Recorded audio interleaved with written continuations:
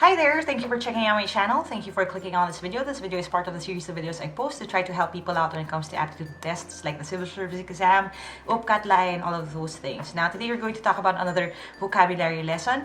This is another part of the ating series ng Homonym Horrors. Now, I'm talking to you about this kasi I asked you guys kung anong klase ng video ang gusto ninyo na gawin ko next. I used yung poll na option. So, I set up a poll dun sa ating community page sa YouTube. And you guys said na you want a new vocabulary lesson.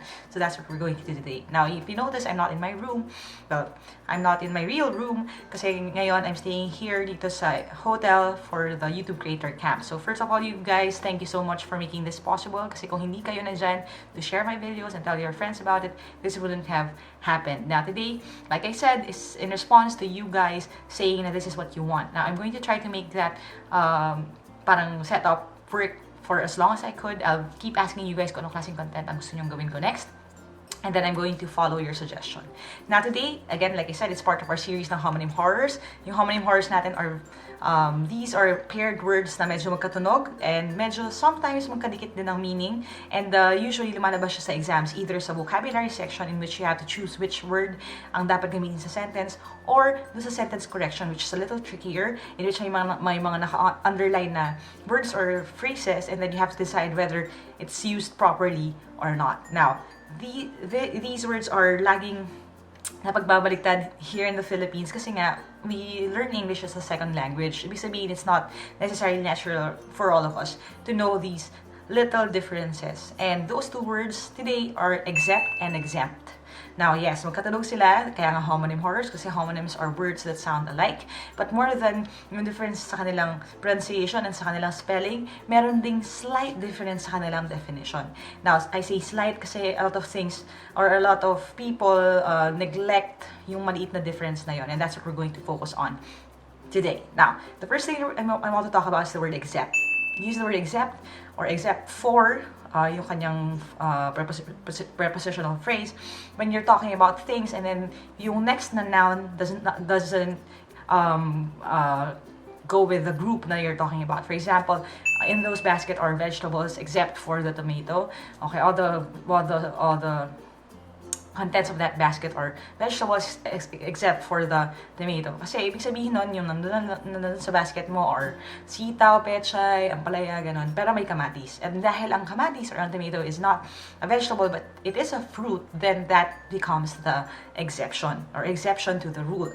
Now, yung ibig sabihin nun, anything that comes after the word na except, for example, except a person, ibig sabihin nun, the people preceding her or the people na nandun sa isang group, they belong to one category, siya yung naging exemption or siya yung hindi kasama sa category na yun. For example, all of those siblings are girls except for Junjun kasi si Junjun, lalaki siya. Silang lahat, girls. That is how you use the word exempt. The problem is, katunog siya halos ng exempt. Now, ang exempt also talks about something that doesn't necessarily belong to a group. However, it takes it to the next level. Kasi when you talk about the word exempt, if you're exempted sa something or if you are exempt in doing something, that means that you are not required to do something na merong legal or merong requirement or part siya ng isang system of rules. So it's mostly used sa tax, sa law, or sa rules in schools or in corporations.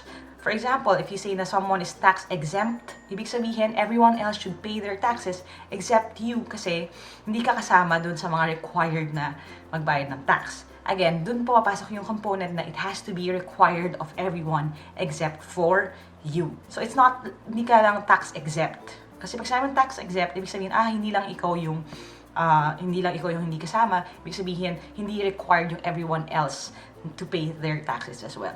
So again, pag exempt, ibig sabihin, the norm or the regular na setup would be everyone else does it. It's part of the rules, it's part of the norm, it's a requirement. Pero pag requirement, tas hindi ka required to do it, then you are exempted from that situation or from that rule.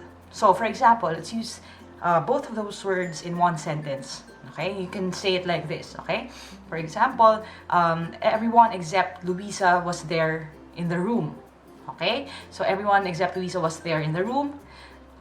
Luisa was exempted from the examination. Okay, so everyone except for Luisa was in the room because Luisa was exempted from taking the test. So, ano ibig sabihin nun? If si Luisa ay wala sa room, ibig sabihin nun, everyone, lahat ng mga tao ay nandun, except for Luisa. Ibig sabihin, wala siya doon, or siya ay maliban kay Luisa. Pero yung exempt, you use it for the exam. Exempted just from taking the test because everyone else has to or is required to take the test except sa kanya. Kasi siya, okay, hindi yung rule na yon hindi nag-apply sa kanya because nakakuha na siya ng mas mataas na grade. So, you're exempted from something na may legal basis or may rule or merong requirement. Kailangan requirement or required siya sa isang sitwasyon. So, when you use the word exempt, it's for everything else. Okay? Fruits, for gender, for names. Exempt is for everything else. Exempt is for legal purposes, for taxes, for examinations, for rules. Okay? You will be exempted if everyone else has to do it, except for you. Now, I hope that clarified that for you guys kasi believe me when I say this, these are words that usually appear in the test kasi we often neglect them or pag lumabas siya sa options, hindi natin talaga napapaisip, doon pala tayo napapaisip, ano ba yung difference niya talaga? So, I'm talking to you about this. Hopefully, makatulong sa inyo. There are a lot of other homonym horror videos that we already talked about. Watch the playlist. The link is down below and also dun sa end card natin later. After you finish talking, you can click on that para makakatch up kayo. We already talked about alud. We talked about immigration and immigration. Those are the common words na lagi na pag-uusapan. So if you don't know those words or hindi nagugulhan kayo or hindi nyo pa napapanood yung mga video lessons na yan, go and watch those. Alright? Hope this helps. And as always, you can always reach out to me directly. Go to www.facebook.com/Team Lyqa.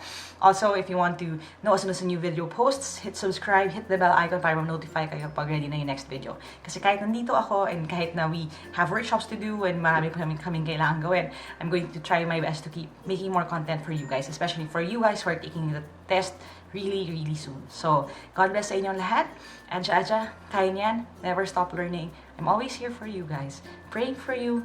Kaya niyan. Adja. Bye for now.